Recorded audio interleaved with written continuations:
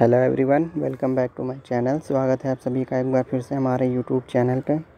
आज हम डिस्कस करेंगे एफआईआर के बारे में। जी हाँ, एफआईआर, जैसा कि आप सभी को पता है एफआईआर के बारे में, लेकिन आज हम आपको बताएंगे एफआईआर से जुड़े कुछ ऐसे तथ्य जिसके बारे में शायद ही आप जानते हों। आज हम डिस्कस करेंगे ज़ीरो एफआईआर, एनसीआर यानी कि नॉन कॉग्निजेबल रिपोर्ट, जिसको हिंदी में गैर संज्ञेय रिपोर्ट भी कहते हैं। साथ ही साथ हम आपको बताएंगे कि एफआईआर दर्ज करने में इतना समय क्यों लगता है और एफआईआर कब दर्ज की जाती है। ये सारे सवालों के जवाब आपको आज के वीडियो में मिल जाएंगे, लेकिन उसके लिए आपको इस वीडियो को अंत तक देखना पड़ेगा। तो चलिए पहले हम देख लेते हैं पुलिस एफआईआर के बारे में कुछ महत्वपूर्ण तथ्य। जैसा कि आपको पता है कि भारत एक विशाल देश है। यहाँ का कानूनी व्यवस्था जो है उसको बनाए रखने के लिए संविधान ने कानून की व्यवस्था की नींव रखी थी। जैसा कि भारतीय सेना और अन्य अर्धसैनिक बलों के खिलाफ है, हमारी पुलिस बल मुख्य रूप से देश की आंतरिक शांति और सुरक्षा को बनाए रखने के लिए जिम्मेदार होती है। लेकिन हर कोई हमारे देश में पुलिस स्टेशन जाने से हिचक रहा है। इस व्यवहार के पीछे कारण यह होता है कि लोग आमतौर पर पुलिस की कार्य प्रक्रिया से अवगत नहीं होते हैं। क्या आपने कभी सोचा है कि किसी अपराध की जांच और अपराधी की प्रक्रिया कहाँ से शुरू होती है? हाँ, आप अपने अनुमान में सही हैं। यह एफआईआर या प्रथम जांच रिपोर्ट से शुरू होता है। इस लेख में हमने एफआईआर से संबंधित सभी जानकारी प्रदान की है और लोगों को मार्गदर्शन प्रदान करने के लिए विभिन्न संदेहों को दूर करने का प्रयास किया है। पहले हम जान लेते हैं एफआईआर होता क्या है। तो बात करते हैं अगर हम एफआईआर की, तो पुलिस कार्रवाई के लिए पुलिस के साथ पंजीकृत किसी भी आपराधिक अपराध से संबंधित जानकारी को प्रथम जांच रिपोर्ट यानी एफआईआर कहा जाता है।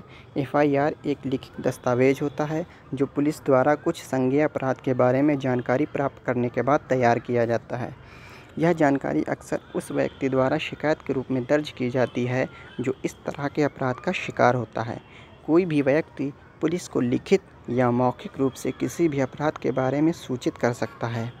हालांकि आम लोगों द्वारा दी गई जानकारी पर कई बार पुलिस एफआईआर दर्ज नहीं करती। इस स्थिति में लोग एफआईआर दर्ज करने के लिए अदालत में चले गए हैं।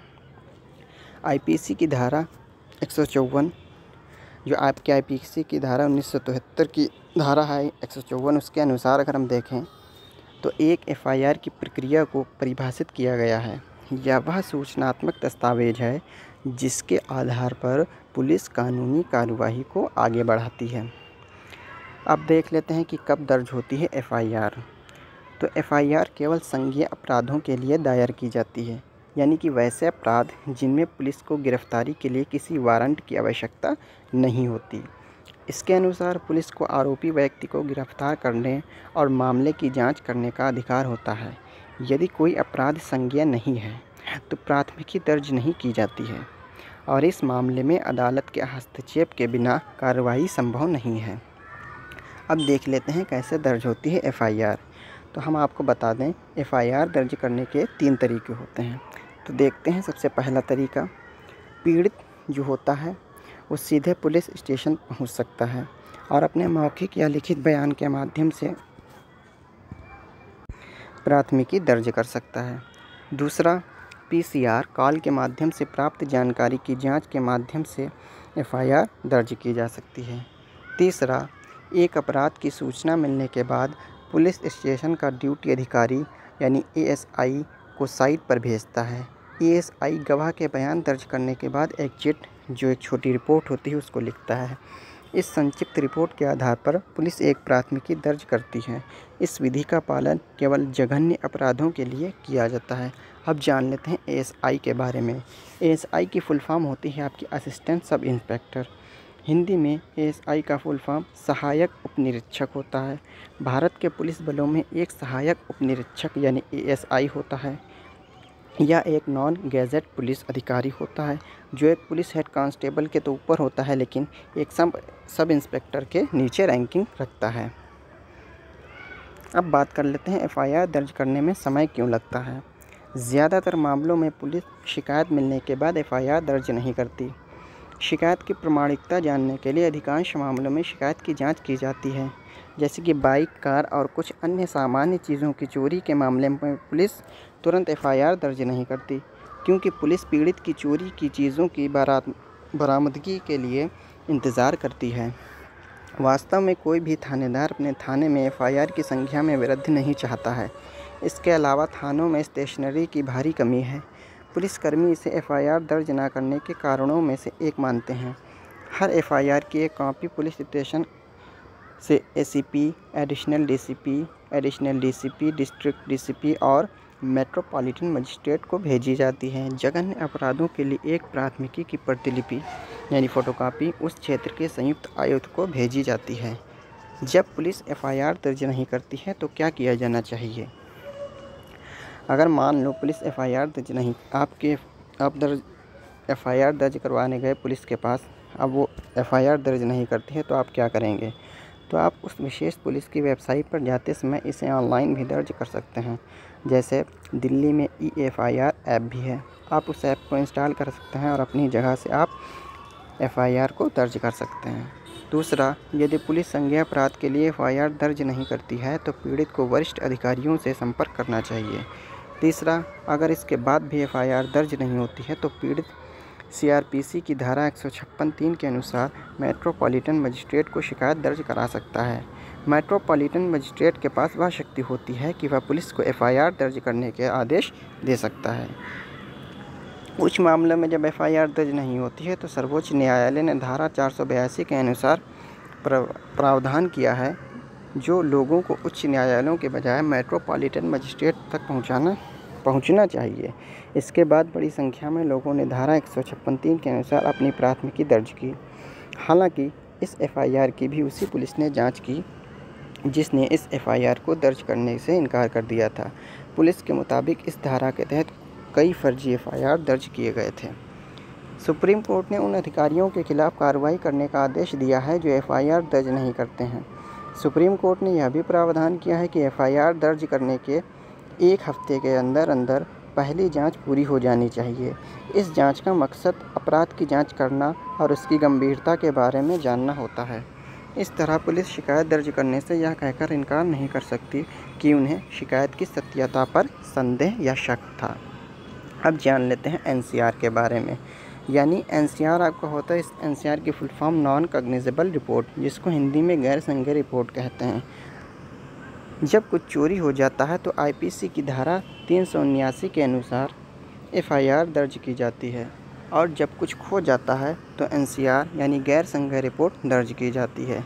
एनसीआर थाने के रिकॉर्ड में रहता है, इसे अदालत में नहीं भेजा जाता। पुलिस भी इसके लिए जांच नहीं करती है। कुछ लोगों को एक एफआईआर और एनसीआर के बीच अंतर पता है।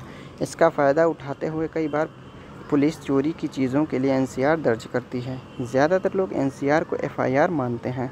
एक एफआईआर पर प्रथम जांच रिपोर्ट और आईपीसी के एक हिस्से का स्पष्ट रूप से उल्लेख किया गया है, जबकि एक एनसीआर पर गैर संज्ञेय रिपोर्ट लिखा गया है।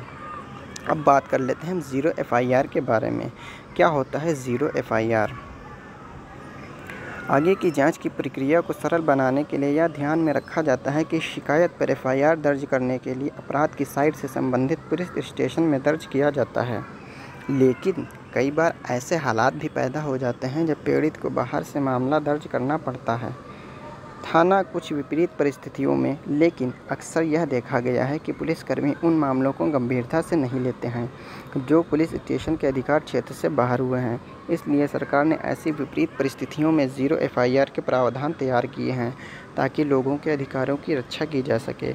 इसके अनुसार पीड़ित किसी त्वरित कार्रवाई के लिए किसी भी पुलिस स्टेशन में अपनी शिकायत दर्ज करा सकता है और उसके बाद संबंधित पुलिस स्टेशन में मामला स्थानांतरित किया जा सकता है, यानी मामला वहां भेज दिया जाता है जहां का जिस क्षेत्र का वो मामला होता है। अब बात कर लेते हैं प्राथमिकी से संबंधित अन्य प्रावधान। प्रथम जांच रिपोर्ट, जिसको इंग्लिश में कहते हैं एफआईआर। एक एफआईआर लिखते समय एक पुलिस अधिकारी अपने आप पर कोई टिप्पणी नहीं लिख सकता और ना ही वह इसके किसी भी हिस्से को उजागर कर सकता है। दूसरा, संज्ञेय अपराध के मामले में एफआईआर दर्ज करने के बाद पुलिस अधिकारी को संबंधित व्यक्ति को, यानी जिसने वो अपराध किया है, उस व्यक्ति को जानकारी पढ़ने और लिखित सूचना पर हस्ताक्षर लेने की आवश्यकता होती है। एफआईआर की कॉपी थाने की सील और पुलिस अधिकारी के हस्ताक्षर को सहन करना चाहिए। इसके साथ पुलिस को लिखित सूचना की एक प्रति यानी एक फ़ोटोकॉपी भी दी जाती है जो आपको उसके रजिस्टर में सौंपी गई है।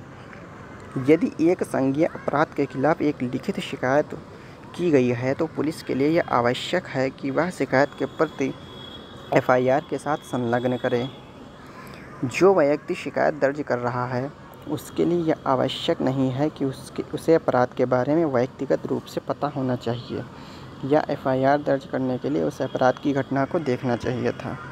यदि किसी कारण से आप घटना के बारे में तुरंत पुलिस को सूचित नहीं कर पाए तो इस मामले में आपको केवल इतनी देरी के लिए कारण प्रदान करना होगा। कई बार पुलिस एफआईआर दर्ज करने से पहले मामले की जांच शुरू कर देती है, जबकि नियम के मुताबिक पहले एफआईआर दर्ज होनी चाहिए, उसके बाद ही जांच शुरू की जा सकती है। यदि आप अपराध स्थल पर यानी जिस जगह पर अपराध हुआ है वहां पर इसे दर्ज करते समय एफआईआर की कॉपी नहीं ले सकते हैं तो इस मामले में पुलिस आपको कॉपी भेज देगी। यदि किसी कारण से सूचना प्रदान करने वाला व्यक्ति ठीक से अपराध का स्थान नहीं बता सकता है तो पुलिस अधिकारी एक निष्कर्ष पर पहुंचने के स्थान के बारे में जानकारी प्राप्त करने के लिए प्रश्न पूछ सकता है। इसके बाद वह तुरंत एक प्राथमिकी दर्ज करेगा। प्राथमिकी का मतलब यहाँ पे है एफआईआर, और उसे संबंधित पुलिस स्टेशन यानी कि जो उस क्षेत्र में पुलिस स्टेशन आता होगा वहाँ भेज देगा। इस बारे में जानकारी संबंधित व्यक्ति को दी जाएगी और उसे दिन की डायरी में लिखा जाएगा। यदि शिकायतकर्ता यानी जिसने शिकायत की है अगर उसके पास अपराध की साइट के बारे में जानकारी नहीं है और पुलिस पूछताछ के बाद भी जगह तय नहीं कर सकती है तो भी पुलिस अधिकारी एफआईआर दर्ज करेगा और तुरंत जांच शुरू करेगा। यदि जांच के दौरान अपराध का स्थान तय किया जाता है तो मामला संबंधित पुलिस स्टेशन को ट्रांसफ़र कर दिया जाता है।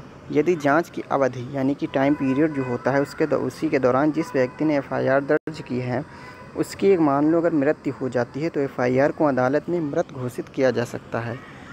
यदि कोई गैर संज्ञेय अपराध शिकायत में निस्तारित किया जाता है तो उसे आवश्यक रूप से दिन डायरी में लिखना होगा। शिकायत को इसकी प्रति भी लेनी होगी। इसके बाद सीआरपीसी की धारा 155 के अनुसार उचित आदेश के लिए मजिस्ट्रेट से संपर्क किया जा सकता है। अब हम जानते हैं कि एफआईआर क्या है, इसे कैसे दर्ज किया जाता है, कि एफआईआर दर्ज करने में समय क्यों लगता है और एफआईआर से संबंधित अन्य प्रावधान क्या हैं, ज़ीरो एफआईआर क्या है, इन सब के बारे में हमने डिस्कस कर लिया। उम्मीद है आपको ये वीडियो अच्छा लगा होगा। अगर आपको ये वीडियो पसंद आए तो प्लीज़ हमारे चैनल को लाइक, शेयर एंड सब्सक्राइब करना ना भूलें। पीडीएफ के लिए आप हमारे टेलीग्राम चैनल को ज्वाइन कर सकते हैं। आपको डिस्क्रिप्शन में हमने लिंक दे दी है, वहाँ पे आप जाके हमारे टेलीग्राम चैनल को ज्वाइन कर लीजिएगा, जहाँ पे आपको इस वीडियो की पीडीएफ मिल जाएगी। Thanks for watching this video.